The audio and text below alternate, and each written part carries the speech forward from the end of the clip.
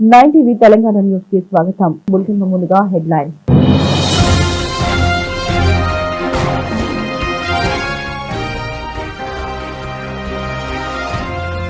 గణతంత్ర దినోత్సవ వేడుకలలో పాల్గొన్న మాజీ మంత్రి ఎమ్మెల్యే మల్లారెడ్డి, బోర్డు మాజీ ఉపాధ్యక్షులు.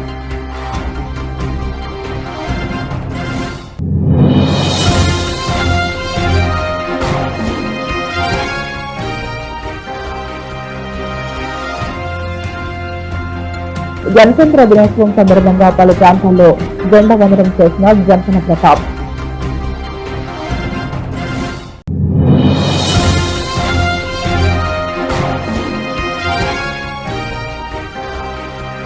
రెండో వార్డులో పలు చోట్ల జాతీయ జెండా ఆవిష్కరణ చేసిన శాంసన్ రాజు.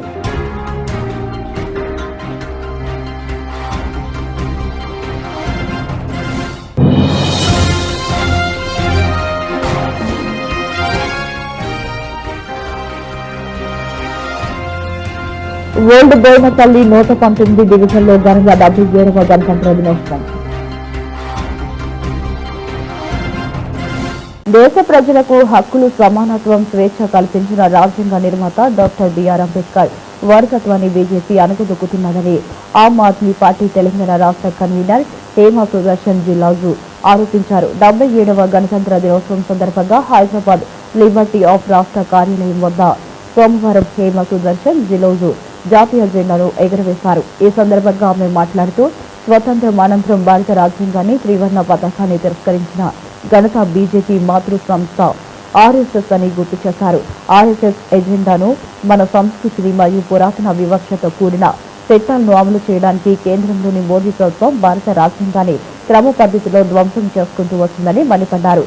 కేంద్ర బీజేపీ ప్రభుత్వం రాజ్యాంగాన్ని నిర్వీర్యం చేసి హక్కులను కాలరాస్తూ ప్రజా వ్యతిరేక విధానాలకు పాల్పడితే ఊరుకునేది లేదని తాట తీస్తామని ఆమె హెచ్చరించారు.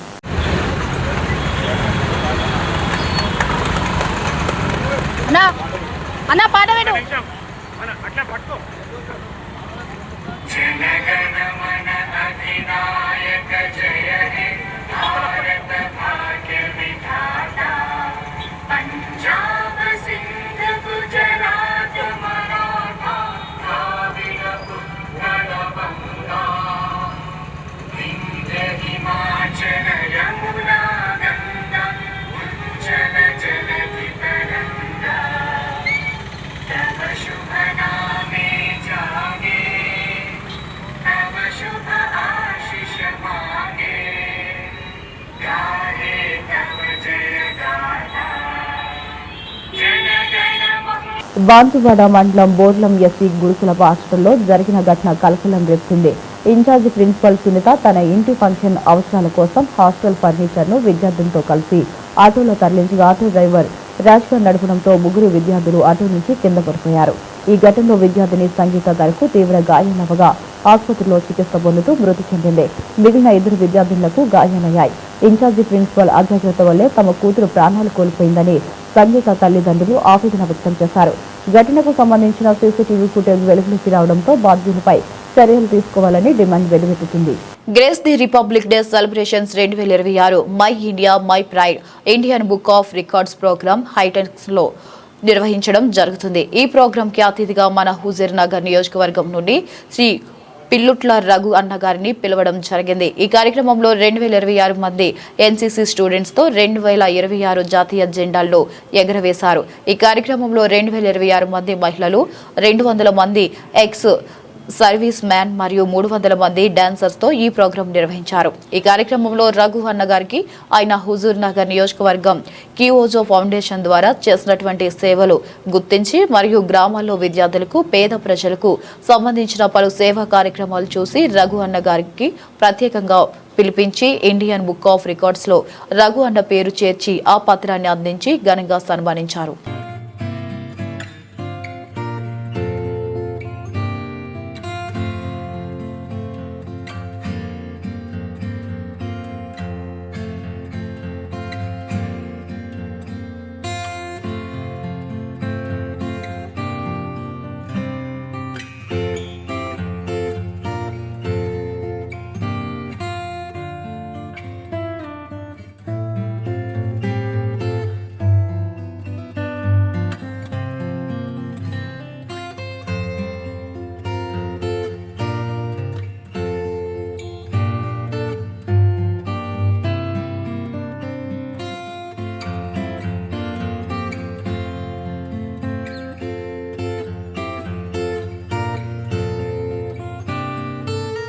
న్యూ బోయినపల్లిలో గణతంత్ర దినోత్సవ వేడుకలను ఘనంగా నిర్వహించారు. మాజీ మంత్రి మేడ్చల్ ఎమ్మెల్యే మల్లారెడ్డి బోర్డు మాజీ ఉపాధ్యక్షుడు జక్కుల మహేశ్వర్ అంబేద్కర్ విగ్రహానికి పూలమాలలు వేసి జెండా ఆవిష్కరణ చేసి జాతీయ గీతాన్ని ఆలపించారు. ఈ సందర్భంగా వారు మాట్లాడుతూ బీజేపీ ప్రభుత్వం రాజ్యాంగాన్ని మార్చాలని చూస్తున్నారని, రాజ్యాంగాన్ని కాపాడుకుంటామని తెలిపారు. కాంగ్రెస్ ప్రభుత్వం మోసపూరిత హామీలతో అధికారంలోకి వచ్చిందని అన్నారు. జరగబోయే ఎన్నికల్లో బీఆర్ఎస్ పార్టీ అభ్యర్థులే అత్యధిక మెజార్టీతో గెలుస్తారని ధీమా వ్యక్తం చేశారు. ఈ కార్యక్రమంలో టీఆర్ఎస్ పార్టీ నాయకులు తదితరులు అధిక సంఖ్యలో పాల్గొన్నారు.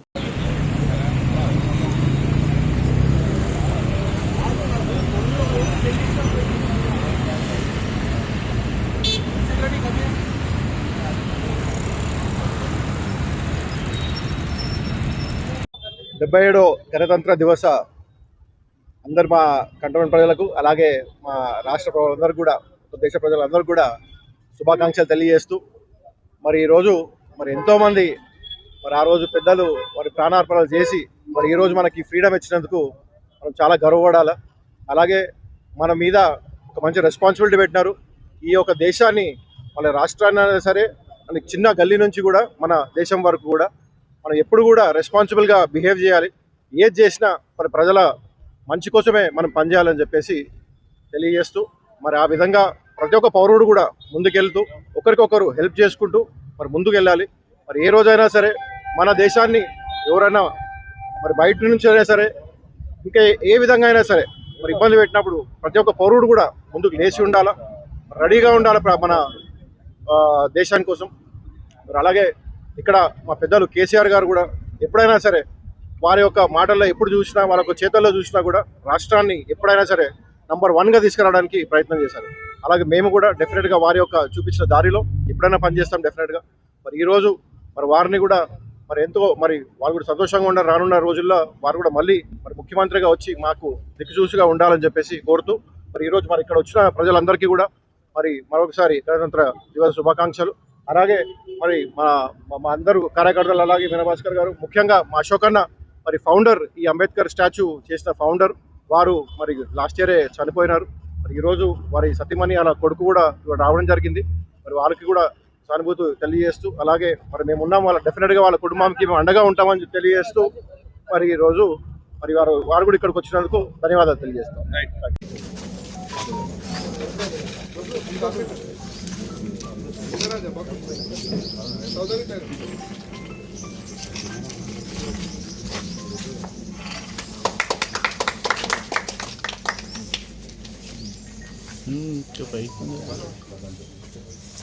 పాడు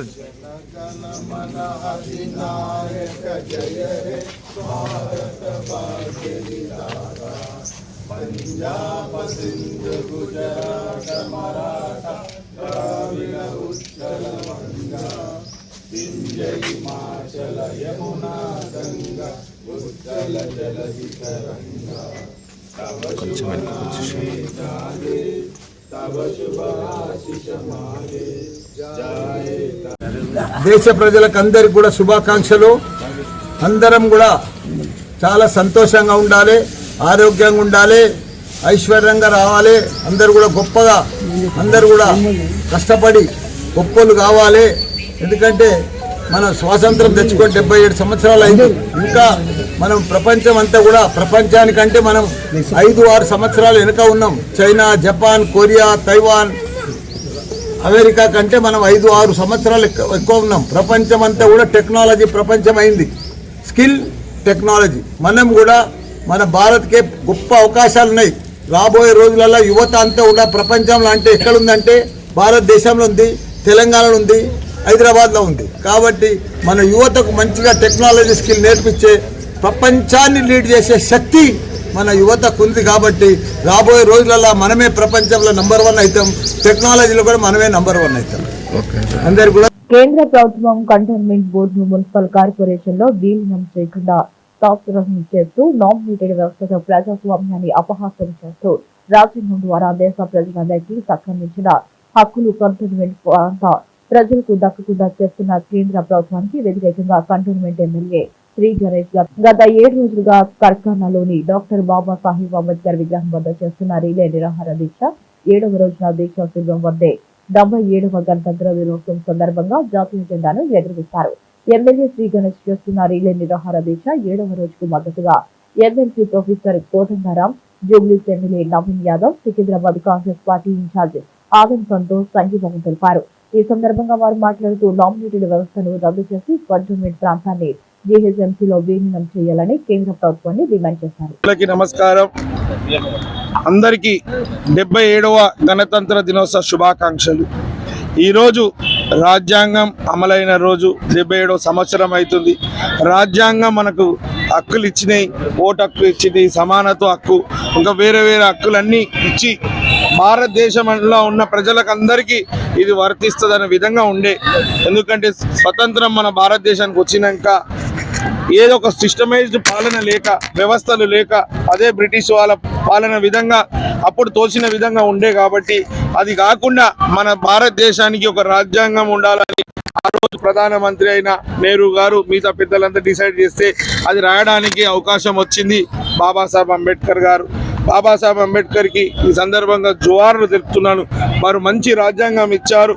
ఈ రాజ్యాంగం భారతదేశ రాజ్యాంగం మన దేశమే కాదు, ప్రపంచంలో చాలా దేశంలో గౌరవిస్తారు.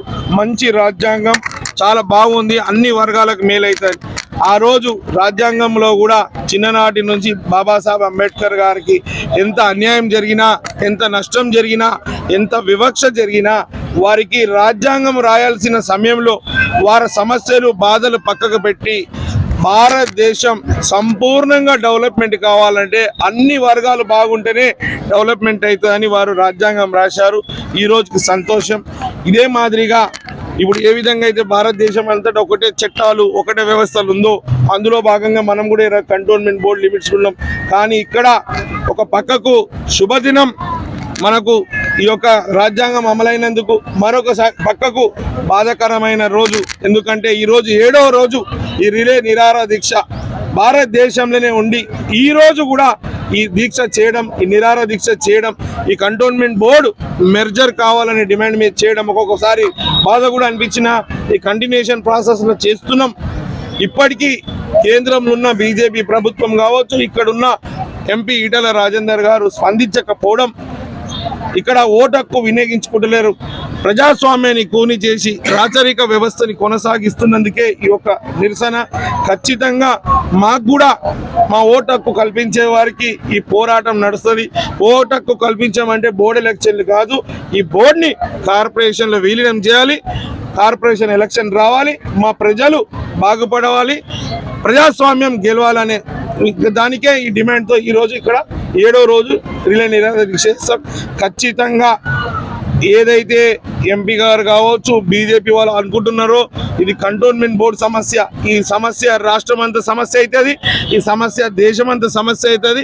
వారికి ఖచ్చితంగా ఇక్కడ ఎలక్షన్లు పెట్టము. ఎంపీకి ఇప్పుడు ఎలక్షన్ రాదని వారు అనుకుంటారు, కానీ దేశంలో ఎక్కడ ఎలక్షన్లు అయినా, రాష్ట్రంలో ఎక్కడ ఎలక్షన్ అయినా ఈ యొక్క అంశాన్ని ప్రతి ఒక్కరికి వినిపిస్తాం. ఖచ్చితంగా బీజేపీ వాళ్ళకి బుద్ధి చెప్పే విధంగా మేము ముందుకెళ్తామని కూడా ఈ సందర్భం మీడియా ద్వారా యావత్ కంటోన్మెంట్ ప్రజలకు ఈ ప్రాంతంలో మనందరి పోరాటం కాబట్టి అందరం కలిసి ఈ సమస్య పరిష్కారం కోసం గట్టిగా కొట్లాడతాం. అందుకనే మేము ఇక్కడి దాకా రావడం జరిగింది. ఇది ముఖ్యమైన సమస్య పరిష్కారం కోసం ఒక ముఖ్యమైన నాయకుడు దీక్ష చేస్తున్నప్పుడు అది ఆయన పంచాయతీ అని వదిలిపెట్టుడు కాదు. అది మనము బాధ్యత కలిగినటువంటి వాళ్ళంగా మనందరం కూడా ఈ సమయంలో అండగా నిలబడితే ఈ సమస్య పరిష్కారం అవుతుంది. పోనీలే గణేశుల సంగతి అని వదిలిపెడితే మళ్ళీ మనం అది ఎట్లయితుంది కాదు కదా. అందరం నిలబడితే అప్పుడు ప్రభుత్వం మీద ఒత్తిడి పడుతుంది, తొందరగా ఒక పరిష్కారం చేస్తారు. ఇది వాళ్ళ కొత్తగా కూడా వస్తలేదు. మన దగ్గర కూడా చాలా సార్లు చర్చ జరిగింది. అప్పుడప్పుడు ఉన్నటువంటి రోడ్లు బంద్ అయిపోతుంటాయి, మళ్ళా మనం చుట్టూ తిరిగిపోవాల్సి వస్తుంటది, చాలా అవస్థలు పడుతుంటాం. అప్పుడు మేము చాలా సార్లు దాని గురించి చర్చ చేసిన తర్వాత సరే ఎన్నికల ముందు కేంద్ర ప్రభుత్వం కూడా రోడ్డు తెలిసింది, మంచిదే. కానీ ఇక్కడ విషయం చిన్నప్పటి నుండి చూస్తూ ఉంటాను, వింటూ ఉంటాను. కొన్ని రిజిస్ట్రేషన్ అప్పుడు ట్యాక్సెస్ ఎక్కువ ఉంటాయని, డెవలప్మెంట్ జరగాలంటే పర్మిషన్స్ కి ఇబ్బంది అని రకరకాలుగా వింటూ ఉంటాను. సో ఇప్పుడు నిన్న కొద్దిగా డీటెయిల్ గా అడిగినప్పుడు తెలుసుకున్నా, మన స్టేట్ రిజిస్ట్రేషన్ ఛార్జెస్ కన్నా కూడా ఇక్కడ కంటోన్మెంట్ లో 11% ఉంటాయి రిజిస్ట్రేషన్స్ అని. అట్లనే ఇక్కడ ఏదైనా డెవలప్మెంట్ కార్యక్రమం చేయాలంటే కూడా కంటోన్మెంట్ బోర్డు అప్రూవల్ కావాలని, అక్కడ బోర్డు ఈ రోజు బీజేపీ గవర్నమెంట్ ఉండడం వల్ల వాళ్ళదే హవా నడవాలని చెప్పి ఇక్కడ ఎలక్షన్స్ జరగకుండా బోర్డుని గత 7 సంవత్సరాలు ఎలక్షన్స్ జరగకుండా వాళ్ళ మోనోపోలీగా వ్యవస్థ నడుపుతున్నారని, దానివల్ల ఇక్కడ అభివృద్ధి కార్యక్రమాలకి ఫండ్స్ లేక ఇబ్బంది అవుతుందని, దాదాపు సర్వీస్ చార్జెస్ 1200 కోట్లు మన కేంద్రం ఇవ్వాలి, అవి కూడా ఇవ్వక ఇక్కడ అభివృద్ధి ఆగిపోయిందని. సో అనేక ఇబ్బందుల వల్ల, ఆర్థిక ఇబ్బందుల వల్ల ఇక్కడ కాన్స్టిట్యున్సీ డెవలప్ అవ్వట్లేదని చెప్పి, అండ్ ఈ కంటోన్మెంట్ బోర్డు ని మన జిహెచ్ఎంసీలో కనుక విలీనం చేయగలిగితే మన ప్రాంతం అభివృద్ధి చెందుతుంది, మన ప్రాంత ప్రజల భవిష్యత్తు బాగుంటుందని చెప్పి అన్న ఇంత పెద్ద నినాదాలు చేస్తున్నందుకు పూర్తి మద్దతు పలుకుతూ, మరి కాంగ్రెస్ పార్టీ ఈ రోజు 300 డివిజన్స్ అయింది, మొత్తం ఎక్స్పాన్షన్ అయిపోయింది జిహెచ్ఎంసీ అంటే మధ్యలో కంటోన్మెంట్ ఉంది. సో కేంద్ర ప్రభుత్వం మీద ఒత్తిడి వచ్చే వరకు మనం సపోర్ట్ చేద్దాం. గణతంత్ర దినోత్సవాన్ని పురస్కరించుకుని కంటోన్మెంట్ బోర్డు మాజీ ఉపాధ్యక్షుడు జంపన్న ప్రతాప్ కంటోన్మెంట్ నియోజకవర్గంలోని పలు ప్రాంతాల్లో జాతీయ పతాకాన్ని ఆవిష్కరించి జెండా వందనం చేశారు. ఈ సందర్భంగా జంపన్న ప్రతాప్ మాట్లాడుతూ భారత రాజ్యాంగం ప్రతి పౌరునికి సమాన హక్కులు, అవకాశాలు కల్పించిందని పేర్కొన్నారు. స్వతంత్ర సమర యోధుల త్యాగ ఫలితంగా వారికి లభించిన ప్రజాస్వామ్య వ్యవస్థను కాపాడుకోవడం ప్రతి ఒక్కరి బాధ్యతని అన్నారు. యువత దేశ అభివృద్ధిలో కీలక పాత్ర పోషించాలని, రాజ్యాంగ విలువలను పాటిస్తూ సామాజిక బాధ్యతతో ముందుకు సాగాలని పిలుపునిచ్చారు. ఈ కార్యక్రమంలో బోర్డు మాజీ సభ్యులు పాండు యాదవ్, సాయిబాబా యాదవ్, గణపతి దేవాలయ ధర్మకర్తలు ముఖేష్ యాదవ్, జాతుల Kranti Suresh, Yadagiri, Bandi Srinivas, Muniraj, Jagadish, Satyanarayana, Suleman, Badri Singh, Joseph, auto stand ప్రతినిధులు, కాలనీ బస్సుల ప్రతినిధులు, యువతి తదితరులు పాల్గొన్నారు.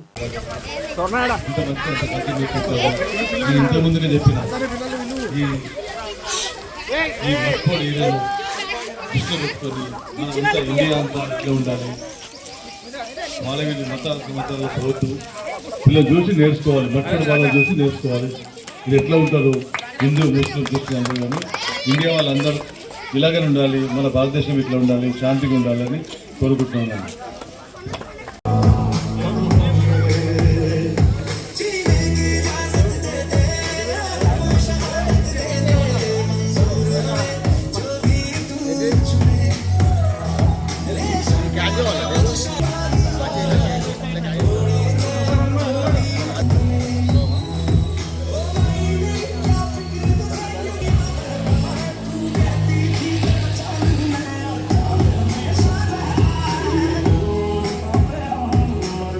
భారత రాజ్యాంగంలో ప్రతి పౌరునికి సమాన అవకాశాలు కల్పించడం జరుగుతుంది. మహానీయుల త్యాగ ఫలితంగా ఏర్పడిన రాజ్యాంగాన్ని కాపాడుకోవాల్సిన బాధ్యత మనందరిపై ఉందని కాంగ్రెస్ పార్టీ సీనియర్ నాయకులు సాంసన్ రాజు అన్నారు. 2వ వార్డు రసూల్పుర ఇందిరమ్మ నగర్ గన్ బజార్ లో సాంసన్ రాజు ఆధ్వర్యంలో 77వ గణతంత్ర దినోత్సవ సందర్భంగా జెండా ఆవిష్కరణ చేసి జాతీయ గీతాన్ని ఆలపించారు. ఈ సందర్భంగా సాంసన్ రాజు మాట్లాడుతూ బీజేపీ కేంద్ర ప్రభుత్వం రాజ్యాంగాన్ని మార్చాలని ఎన్నో కుట్రలు చేశారని, ఆ కుట్రలు తిప్పికొట్టారని పేర్కొన్నారు. కంటోన్మెంట్ నియోజకవర్గంలో జీహెచ్ఎంసీలో విలీనం చేయాలని ఎమ్మెల్యే శ్రీ గణేష్ నిరాహార దీక్షలు చేస్తున్న దీక్షా స్థలం దగ్గర ఎమ్మెల్యే జెండా ఆవిష్కరణ చేశారు. ఎమ్మెల్యే శ్రీ గణేష్ తో పాటు శాంసన్ రాజు, కాంగ్రెస్ పార్టీ నాయకులు జెండా ఆవిష్కరణలో పాల్గొన్నారు.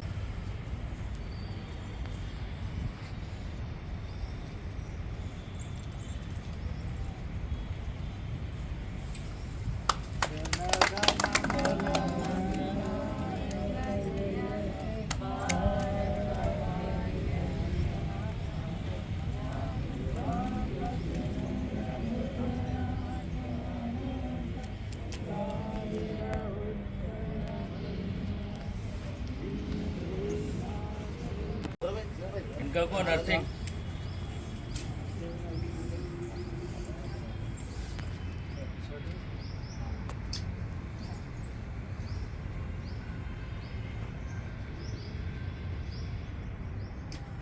भारत माता की जय, भारत माता की जय, भारत माता की जय. కంటోన్మెంట్ నియోజకవర్గంలోని వివిధ వార్డులలో cantonment board nominated member Banuka Narmada Mallikarjun జాతీయ పథకాన్ని ఆవిష్కరించి జెండా వందనం చేశారు.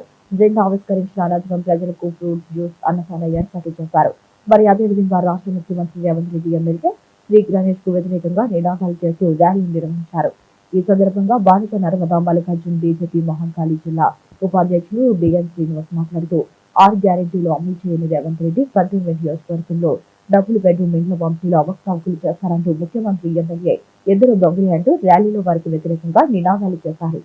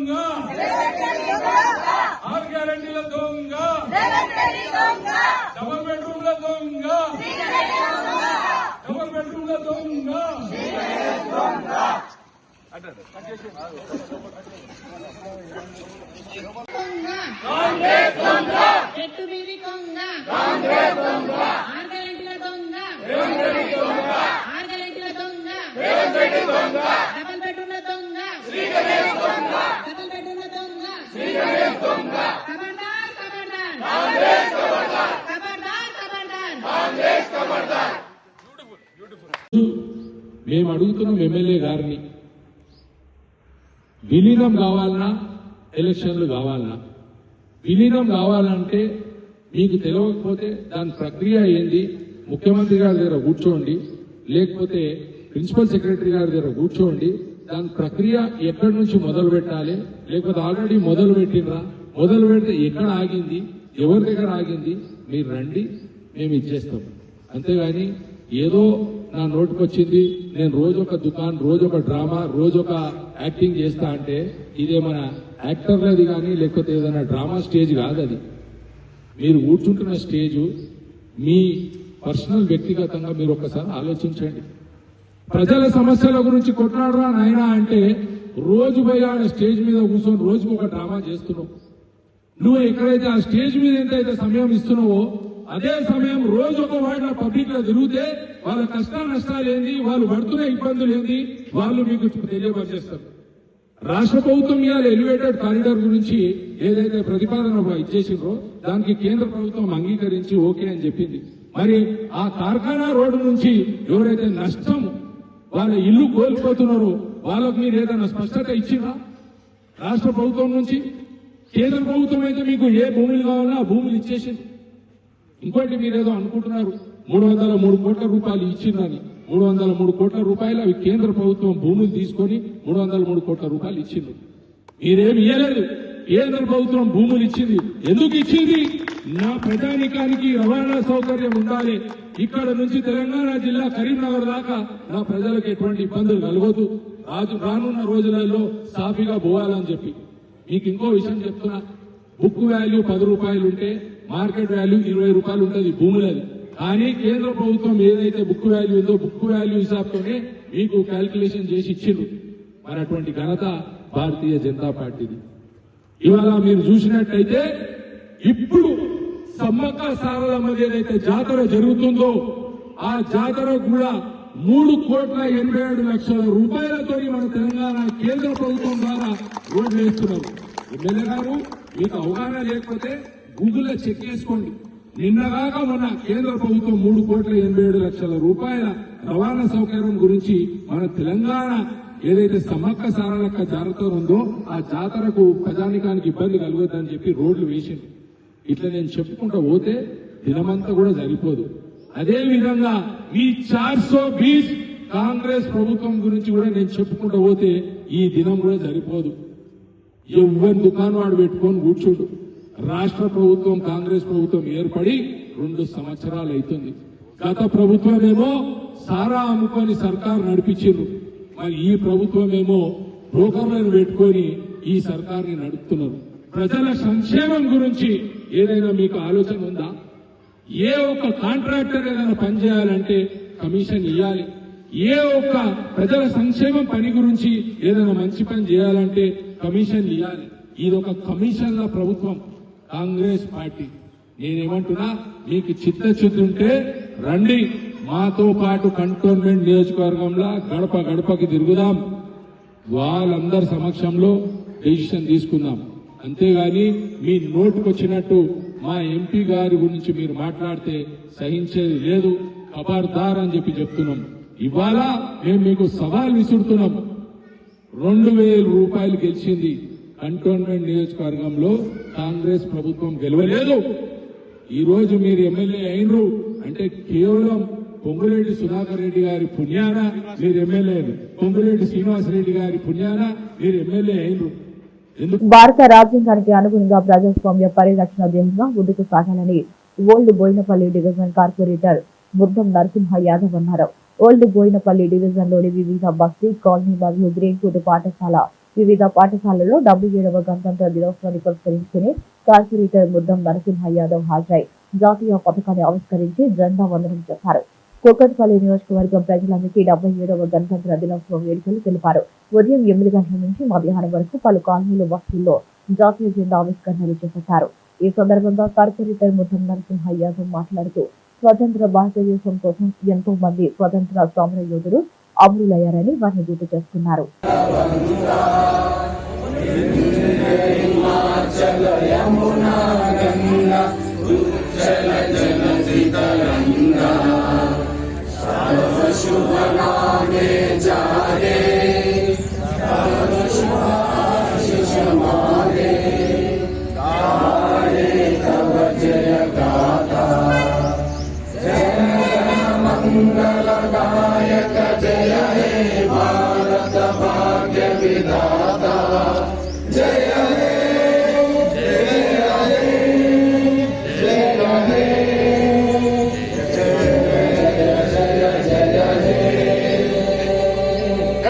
स्वतंत्र भारत की जय, महात्मा गांधी की जय, जय भारत माता की।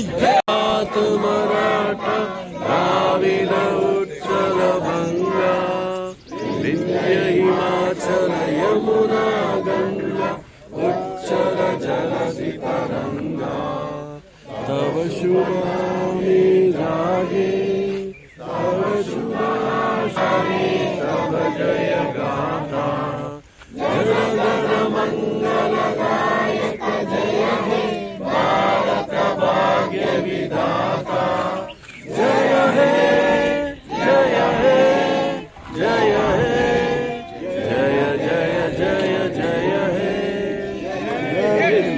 जय बोलो स्वतंत्र भारत की जय, बोलो भारत माता की जय। ले लो చాక్లెట్ తీసుకోమా, 1 by 1 తీసుకోండి.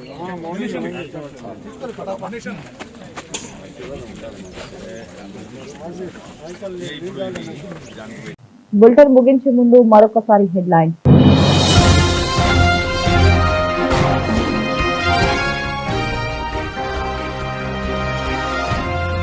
గణతంత్ర దినోత్సవ వేడుకలలో పాల్గొన్న మాజీ మంత్రి ఎమ్మెల్యే మల్లారెడ్డి, బోర్డు మాజీ ఉపాధ్యక్షులు.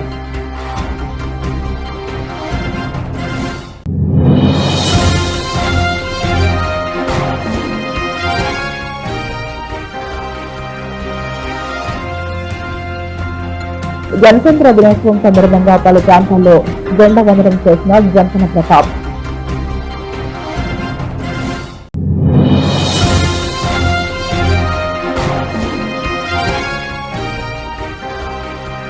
రెండు వార్డులో పలు చోట్ల జాతీయ జెండా ఆవిష్కరణ చేసిన శాంసన్ రాజు.